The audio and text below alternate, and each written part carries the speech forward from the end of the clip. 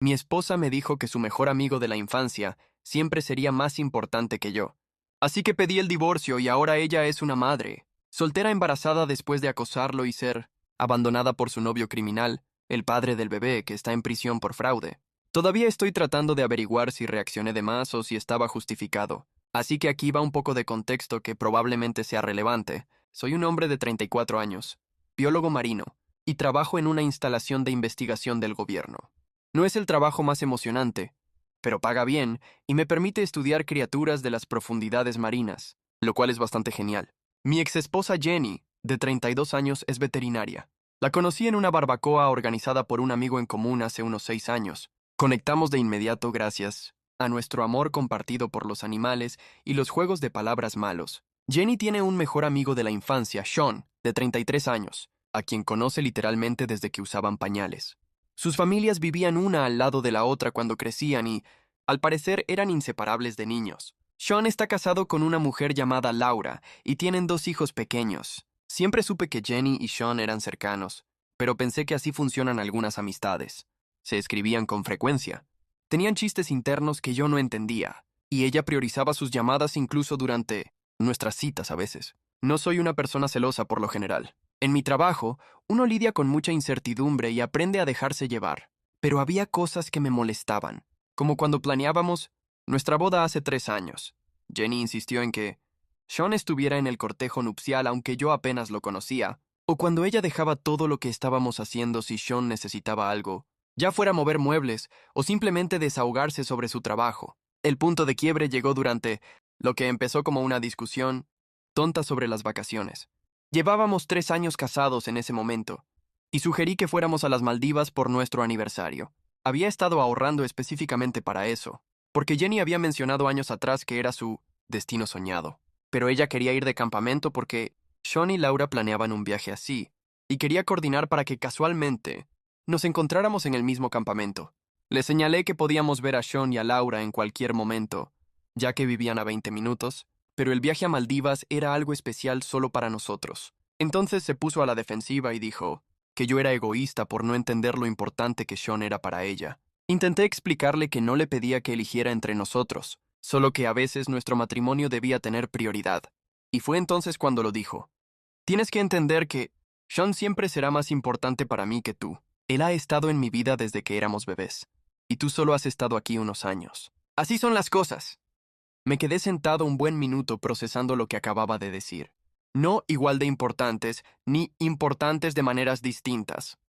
Mi novia pidió un descanso para averiguar lo que quiere en la vida, así que me mudé al otro lado del país sin decirle a dónde. Pero ahora ella me está siguiendo aquí, y duerme en su auto afuera de mi edificio, después de descubrir que yo planeaba proponerle matrimonio.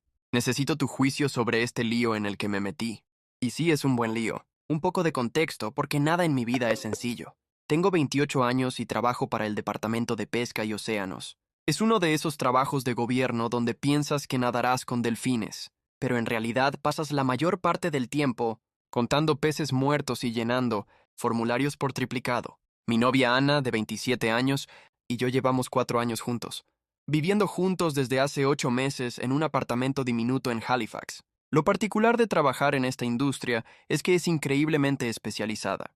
Hay tal vez 12 puestos como el mío en todo el país y rara vez se abren. Así que cuando consigues uno, lo agarras como si fuera cuestión de vida o muerte.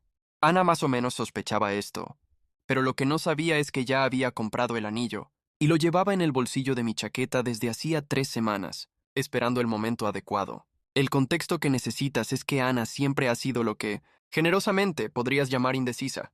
En 4 años cambió de carrera 2 veces, de trabajo 4 veces, y una vez pasó 3 horas en un restaurante, sin poder decidirse entre pasta o pizza, para terminar pidiendo sopa. Al principio me parecía tierno, menos tierno cuando intentas planear un futuro juntos. Hace unos 4 meses las cosas empezaron a ponerse raras. Se quedaba callada cuando hablábamos de renovar el contrato de arrendamiento. Cambiaba de tema cuando mencionaba planes de vacaciones. Empezó a hacer esta cosa de mirarme como si intentara resolver un problema de matemáticas. No es exactamente el comportamiento que quieres ver en alguien a quien planeas proponerle matrimonio. Entonces llegó la conversación. Me sentó y me dijo que necesitaba espacio para averiguar qué quería en la vida. Excepto que insistió en que no era una ruptura, solo un descanso. Se quedaría con su amiga Zoe por unas semanas. Haría un poco de introspección y después veríamos dónde estábamos. Le pregunté qué exactamente necesitaba averiguar, y me dio una respuesta vaga sobre direcciones de vida y crecimiento personal. Aquí es donde puede que yo sea el imbécil, léelo bien. En lugar de esperar como un perrito abandonado, hice algo impulsivo. Mi jefe había mencionado unas semanas antes que había una oportunidad de traslado a la oficina de Victoria. Significaba un ascenso, mejor salario y trabajar en proyectos reales de conservación marina en lugar de solo conteo burocrático de peces. La condición era que debía ocuparse rápido por un tema de plazos de financiamiento. Así que llamé a mi jefe esa noche y le dije que estaba interesado. En una semana tenía la transferencia aprobada. En 2 semanas había entregado el aviso del departamento, vendido la mayoría de mis muebles y empaqué mi vida en un U-Haul. Le dejé a Ana un mensaje de texto, explicándole que estaba tomando la oportunidad laboral y que tendría todo el espacio que necesitaba. No le dije a dónde me iba. La mudanza en sí fue una pesadilla. El U-Haul se descompuso en un pueblito perdido en New Brunswick. Tuve que pasar 2 días en un motel que olía a cigarrillos y derrota. Y cuando finalmente llegué a Victoria, el antiguo inquilino de mi nuevo departamento había dejado una colección de cabezas de maniquí que todavía voy encontrando en closets al azar, pero era libre. Durante 3 meses, en realidad todo estuvo genial. El trabajo era todo lo que había esperado. Estaba trabajando en la restauración de bosques de kelp. Hacía trabajo de campo real, y mis niveles de estrés bajaron considerablemente. Hice amistad con mis compañeros de trabajo, empecé a escalar en roca. Entonces la semana pasada todo se torció. Mi mejor amigo Dan, que aún vive en Halifax, aparentemente se encontró con Ana, y aquí es donde Dan metió la pata terriblemente. Le contó que yo había planeado proponerle matrimonio. No solo que lo había pensado, sino que ya había comprado un anillo y todo. Me enteré cuando me llamó, en pánico, diciendo que sin querer lo había soltado, y además dijo a dónde me había mudado, y que Ana había reaccionado muy fuerte. Al día siguiente, recibí una llamada de la madre de Ana. Su madre, Reddit, una mujer que una vez me dijo que no era lo suficientemente ambicioso para su hija, ahora prácticamente me rogaba que hablara con Ana. Aparentemente, Ana tuvo una especie de colapso después de hablar con Dan. Se dio cuenta de que había cometido un error terrible y ahora planeaba mudarse a Victoria para recuperarme. Le dije a la madre de Ana, lo más educadamente posible, que Ana había tomado su decisión y yo la mía. La conversación se puso incómoda cuando ella empezó a llorar, y dijo que Ana ya había renunciado a su trabajo y presentado solicitudes para puestos en Victoria. 2 días después, Ana empezó a llamarme. No respondí. Dejó mensajes de voz que no escuché. Luego empezó a mandar mensajes de texto. Después apareció en mi lugar de trabajo porque sabe en qué empresa estoy, y encontró la oficina en Google Maps.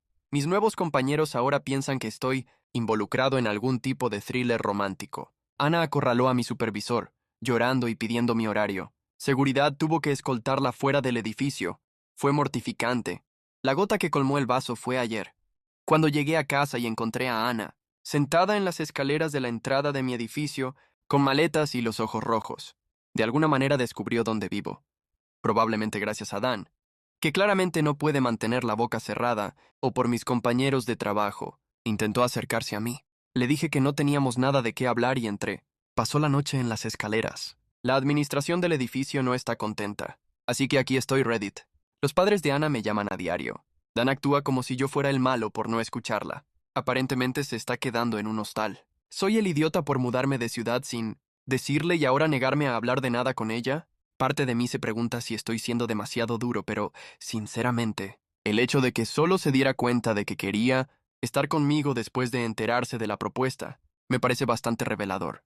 Además, todavía tengo el anillo. Está en mi cajón de calcetines burlándose de mí. Necesito añadir para los que preguntan, sí, sé que esta situación es una locura. Sí, sé que la gente normal no maneja las rupturas huyendo al otro lado del país. Pero también, la gente normal no aparece en tu lugar de trabajo, después de darte el discurso de necesito espacio. También debo aclarar que no teníamos finanzas compartidas, mascotas ni compromisos importantes en común. El contrato del departamento estaba solo a mi nombre porque su crédito era terrible tras el gran desastre financiero de los cambios de carrera de hace años. Actualización 1. Hola Reddit. Vuelvo con una actualización, que nadie pidió pero que todos van a recibir. De todos modos. Ha pasado una semana desde mi publicación original y ¡wow!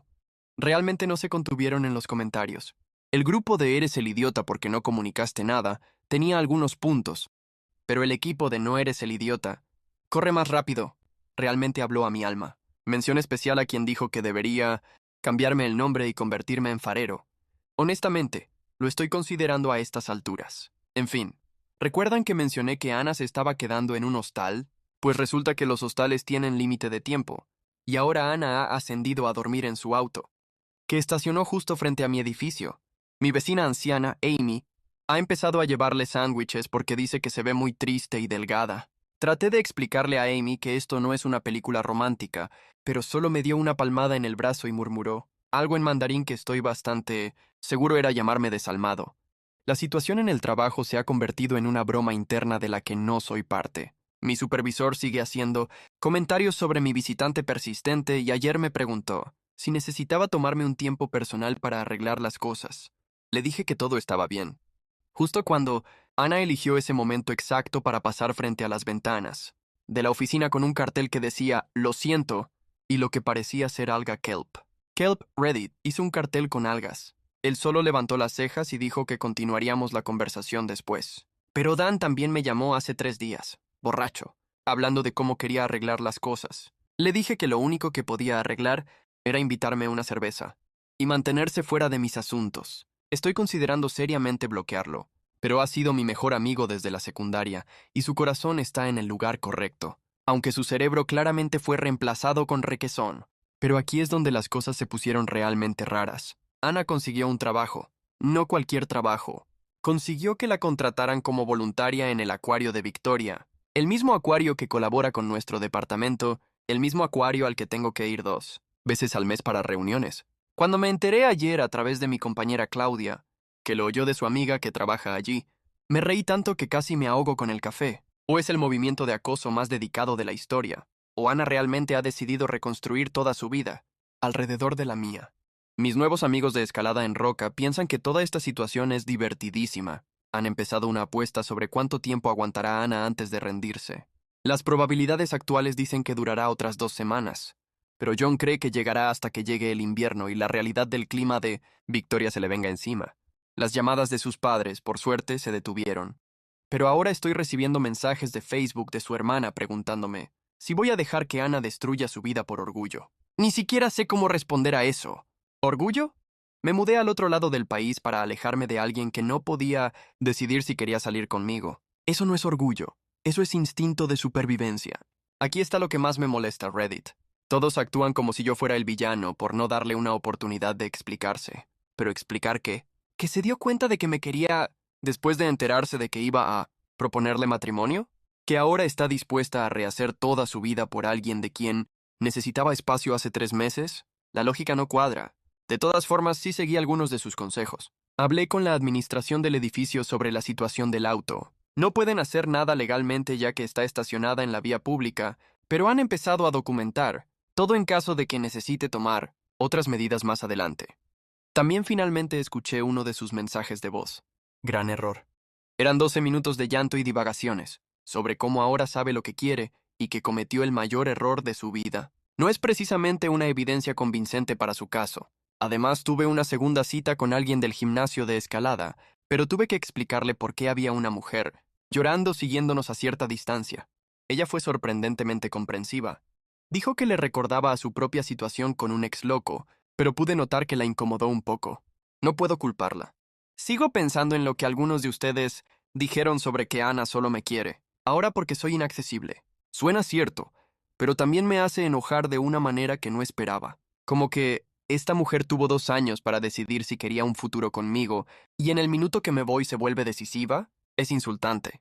Mañana tengo que ir al acuario a una reunión de proyecto. Probablemente Ana estará allí. No tengo idea de qué voy a hacer si se me acerca en un entorno profesional. Mi plan es ser educado pero firme, y esperar que tenga la sensatez suficiente para no armar un escándalo frente a nuestros colegas. El anillo sigue ahí, por cierto. Sigue burlándose de mí desde el cajón de los calcetines. Ah, y para añadir, alguien preguntó por mi salud mental en medio de todo esto. El mismo proyecto de restauración de Kelp, que ha sido mi bebé durante los últimos 3 meses. La ironía no se me escapó. Había logrado meterse en mi vida laboral real. La reunión en sí fue surrealista. Ana estaba sentada 3 asientos más allá, tomando notas con la intensidad de alguien desactivando una bomba, mientras yo intentaba explicar parámetros de calidad del agua en una sala que incluía a mi exnovia, quien fingía que nunca nos habíamos conocido. Mi supervisor no dejaba de mirarnos alternativamente, como si estuviera viendo un partido de tenis. El director del acuario, que claramente no tenía idea de nuestra historia, no paraba de elogiar el entusiasmo de Ana y su nueva perspectiva sobre la conservación marina. Yo quería meterme debajo de la mesa de conferencias. Después de la reunión, Ana intentó acorralarme junto a los tanques de medusas. La vi venir y emprendí una retirada estratégica hacia la tienda de regalos, donde pasé 20 minutos fingiendo estar fascinado con las nutrias marinas de peluche hasta que se rindió. Mi compañera Claudia me encontró allí y me preguntó si estaba bien. Le dije que sí, justo cuando Ana apareció con un café en la mano y con aspecto de haber estado llorando. Los ojos de Claudia se abrieron como platos, y lentamente se retiró murmurando algo sobre tener que revisar la exhibición de pepinos de mar. Pero aquí fue donde las cosas tomaron un giro que no vi venir. La situación de vivienda de Ana implosionó. Aparentemente, dormir en su coche durante 2 semanas, en el clima de octubre de Victoria, no es sostenible. ¿Quién lo hubiera dicho? Había estado rotando entre distintos lugares de estacionamiento para evitar multas, duchándose en el centro comunitario y viviendo a base de sándwiches de gasolinera y las comidas de lástima de Amy. Me enteré de esto a través de Dan, que me llamó al trabajo. Durante mis horas laborales, todo un genio, prácticamente gritando sobre cómo estaba dejando que Ana viviera como una persona sin hogar. Le respondí a Dan que la situación habitacional de Ana no era mi responsabilidad y que podía volver a Halifax en cualquier momento que quisiera. Él me llamó desalmado. Yo lo llamé facilitador. No fue nuestra conversación más productiva. Luego Ana se enfermó. Intoxicación alimentaria por uno de tantos sándwiches de gasolinera. Terminó en la sala de emergencias, y ¿adivina a quién llamaron? No a sus padres, no a Dan, no a ninguno de los que piensan que debería ser más compasivo. Me llamaron a mí, porque aparentemente sigo apareciendo como su contacto de emergencia en algún formulario que nunca actualizó. Pasé 3 horas en la sala de espera del hospital, tratando de averiguar si era una terrible persona por considerar simplemente irme. No me fui, por cierto. No porque me sintiera culpable, sino porque la enfermera me miró como si hubiera pateado a un cachorro cuando sugerí que llamaran a otra persona. Ana estaba deshidratada, agotada, y parecía como si la hubiera atropellado un camión. Cuando me vio empezó a llorar otra vez, pero esta vez parecía menos manipulador y más como un alivio genuino de que alguien familiar estuviera allí. El médico dijo que necesitaba descanso y una alimentación adecuada, no acampar en su coche bajo la lluvia de octubre. Ana me miró con esos ojos esperanzados y Reddit, juro que podía escucharlos a todos gritar «No lo hagas» a través de internet. Así que no lo hice. Llamé a sus padres en su lugar. Esa llamada fue una pesadilla especial. Su madre contestó claramente con la esperanza de que fuera Ana llamando para regresar a casa. Cuando le expliqué la situación, se quedó en silencio un largo momento y luego me pidió que, por favor, hablara con ella. Solo una vez. Dije que lo pensaría, lo cual, en retrospectiva, fue un error porque la madre de Ana interpretó «lo pensaré» como «sí».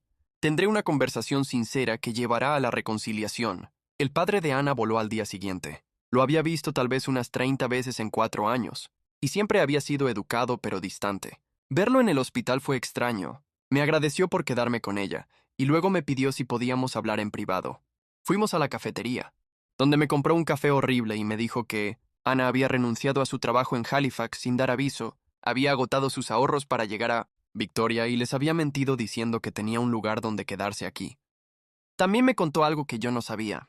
Aparentemente, Ana había estado viendo a una terapeuta desde nuestra ruptura, no por la ruptura en sí, sino porque se había dado cuenta de que tenía un patrón de huir de las cosas buenas cuando se volvían serias. Su padre dijo que la terapeuta le había aconsejado no seguirme a Victoria, pero Ana se convenció de que necesitaba la prueba de que podía cambiar. Esa información me dejó con sentimientos encontrados. Por un lado, explicaba algunas cosas de su comportamiento durante nuestra relación. Por otro, se sentía como manipulación con lenguaje de terapia. Le dije a su padre que agradecía que me lo compartiera, pero que no cambiaba mi posición. Él dijo que lo entendía y me pidió que al menos considerara dejar que Ana se explicara una vez antes de dejarla completamente atrás. Dije que lo pensaría. Otra vez. Realmente necesito dejar de decir eso. Mientras tanto, mi vida real ha seguido. Tuve una tercera cita con la misma chica de antes, la cual iba muy bien hasta que preguntó directamente sobre la situación con Ana y si realmente había superado a mi ex. Traté de explicarle que no estaba enganchado con Ana, que solo intentaba lidiar con que se hubiera aparecido en mi vida sin invitación Pero hasta a mí me sonó poco convincente. Esta chica es inteligente y directa, y básicamente dijo que le gustaba, pero que no estaba interesada en salir con alguien que aún estuviera en medio de un drama sin resolver con su ex. Justo. Además, Ana encontró un departamento. Un departamento real, no un coche ni un cuarto hostil. Está a 8 cuadras del mío. 8 cuadras. Ya no se está quedando en Victoria solo de paso, está construyendo una vida aquí. Cuando Dan me lo dijo, porque por supuesto, él sigue recibiendo actualizaciones regulares sobre las decisiones de vida de Ana, sentí algo que no pude identificar. Su padre se va de regreso a casa en 2 días. El papá de Ana me pidió una vez más que me reuniera con ella, solo para darle cierre, aunque no fuera nada más. Dijo que ella me había escrito una carta, pero tenía miedo de dármela porque pensaba que la tiraría sin leerla. Sinceramente estoy dividido. ¿Reddit? Parte de mí quiere mantener mis límites y seguir diciendo que no. Parte de mí siente curiosidad por lo que tenga que decir, aunque sea solo para entender qué demonios estaba pensando cuando pidió un tiempo. Y parte de mí se pregunta si le debo una conversación, no para reconciliarnos, sino por simple decencia humana. He estado cargando ese anillo de compromiso durante meses, primero planeando dárselo, ahora sin saber qué hacer con él. Tal vez sea hora de finalmente devolverlo y cerrar ese capítulo de una vez. Aún no he decidido qué voy a hacer. Edito para añadir sí. Sé que algunos piensan que debería simplemente hablar con ella. Sí, sé que otros piensan que debería huir lo más lejos posible. Ambas opciones se sienten complicadas en este momento. Pero aquí está el asunto, Reddit. Entender las motivaciones de alguien no arregla automáticamente el daño que causó. Ana podía tener razones para pedir un tiempo, pero aún así eligió alejarse de nuestra relación cuando las cosas se pusieron serias. Y luego eligió trastocar nuestras vidas siguiéndome al otro lado del país.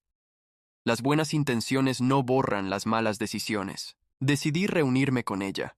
Una sola conversación, y sugerí el jardín botánico porque es un lugar público pero tranquilo, y si las cosas se ponían raras, siempre podía decir que necesitaba estudiar las especies de plantas nativas para el trabajo. La conversación fue extraña. No lloró ni rogó ni trató de convencerme de volver con ella.